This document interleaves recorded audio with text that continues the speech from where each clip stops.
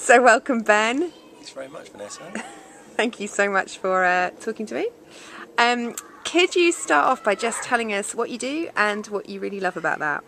Well, I'm a TV editor. Yep. And what I love about it is the variety of work that I do.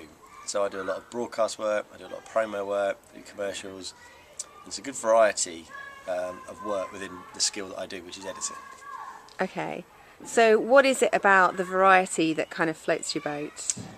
What I like is the ability to get a lot of material that people have gone out and shot and try and construct it into 1 hour long, half-hour long programme. So you have to make this 60 hours of rushes into one, and therefore you have to cut a lot out. Is that kind of how much it is? 60 hours? Seriously, 60 hours? Wow, down to one. Ish. So 60 hours into one half-hour programme or hour programme. And by doing so, you're creating a new narrative. So you're creating a story about all these other stories in order to tell the story you want to do. You know, so we've done programmes with Dalai Lama, and I do work with stuff like The Apprentice and Four in a Bed and 8 out of 10 Cats, and all these different programmes are all different. There's all different mediums in terms of, you've got chat shows, you've got documentaries, you've got editorial angles on it, you've got factual angles on it, and everything is interesting. And there's so many interesting things to learn. It's just nice to be able to watch people tell you these things, and for me to be able to consolidate it into one programme that can be put on broadcast.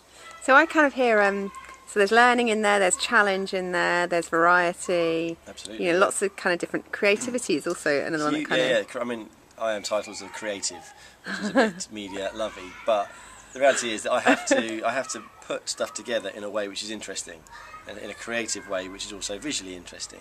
So graphics and your audio mix, everything's all comes into this overall programme. So it's actually constructing all the interviews together, getting all your cutaways, your archive, and it's all just sourcing things that will work to tell the best story possible, and then enhancing it with sound and with graphics.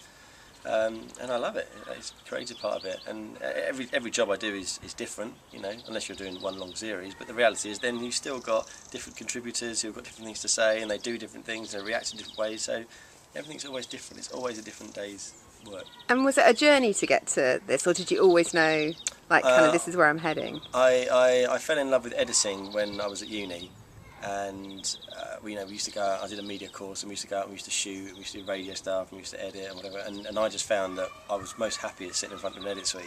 And so that was what I did, and then I started as a runner, earning £7,000 a year, which was very hard to get by in London, and then just built up. And in reality, in TV, what you have to do is teach yourself.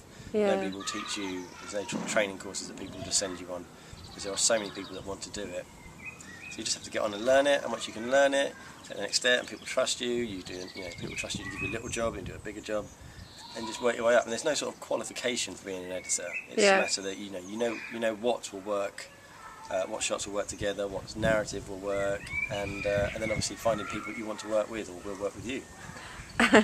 And so what keeps you going when it's tough? I know you're self-employed. Yeah, so it's challenging. It's tough. The hours are the toughest thing to cope with, especially when you've got a family, and it's quite difficult to accept that sometimes you're going to be stuck in an edit suite for 16, 17 hours a day, or overnight, or whatever it may be. But the reality is, at the end of the day, you get a good programme made that you have put your heart and soul into, and you've done everything you can to make that happen. And the situation is that you quite often got a transmission deadline to meet. So you have to get the job done. If you don't meet it, I'm not sure I've ever had a programme that's not made transmission. Touch wood, but these things are very tight. They do get really, really tight, and especially in things like news or whatever. So it's very. You have to be on the ball.